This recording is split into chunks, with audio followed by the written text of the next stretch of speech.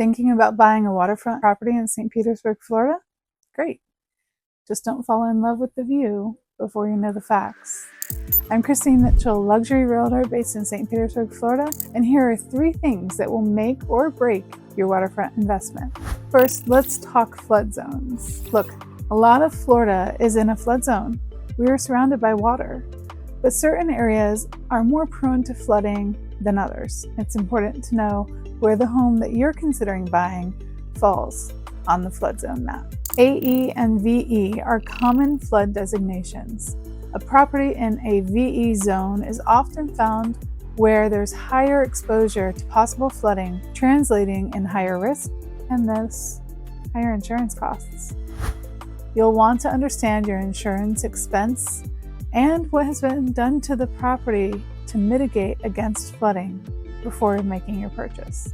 You also want to think about what you may want to do to the property once you purchase it. Homes in flood zones are constrained by FEMA's 50% rule, which is a federal regulation imposed on homes in flood zones that caps the amount of renovation expense that you can do to a home.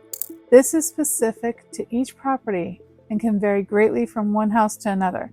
So make sure you understand these limitations on any home that you're considering that's in a flood zone. Second, hurricane-ready upgrades that really make a difference. There's a few things to consider here. So first of all, impact windows and doors not only help to protect your home during a hurricane, but it adds to your comfort on a daily basis. Hurricane-rated windows and doors help to reduce or eliminate noise pollution, as well as helping to keep the home a little bit cooler. And if all of the openings in your home have hurricane-rated windows and doors, you'll receive insurance discounts. Lower premiums are always better, right? Although it's an expensive upgrade, it is worth the investment.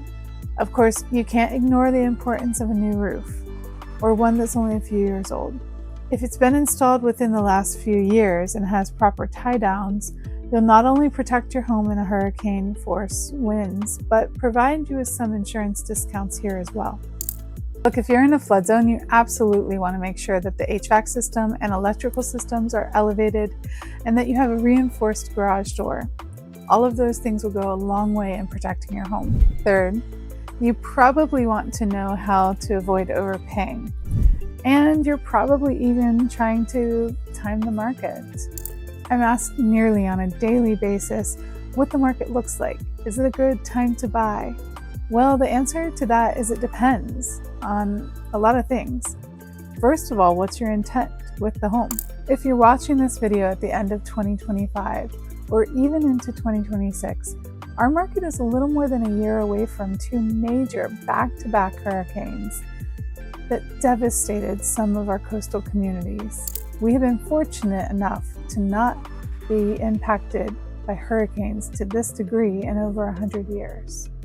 If you're looking to make a purchase in our coastal communities, you'll most likely not see prices this low ever again, especially if you're willing to take on a project or rebuild a flooded home. What we have found is that in communities that have been damaged due to storms like this, take about 2 years to flush out the damaged and flooded homes. But by year 3, the market has had amnesia, assuming no other hurricanes have hit our area, and we see prices increase. So, generally speaking, if you're looking to make a purchase, you're in a really sweet spot here. My team has taken a deep dive into the resale values of homes that had been purchased prior to these hurricanes, and we found that there's about a 15% differential between homes that are elevated versus those that are at grade. And that was before the storms. It will be really interesting to see what those numbers look like in the next couple years. If you're considering purchasing a home at grade versus one that's been elevated or a newer construction and elevated out of the flood zone, keep in mind future resale value and appreciation. Those items and factors need to be part of your decision-making process. Make sure that you're working with a professional that understands our coastal communities, flood zones, and all that entails. And make sure you understand what your expenses and carrying costs will be whenever you're buying a waterfront or really any kind of property in Florida. Buying waterfront property in St. Pete is an incredible investment when done wisely. If you want my insider tips, top performing neighborhoods, or if you're ready to discuss your real estate goals, reach out. You can find me on social at Christine Mitchell Realtor, or reach out to me directly via email or cell. I promise it's me answering the phones and not a bot.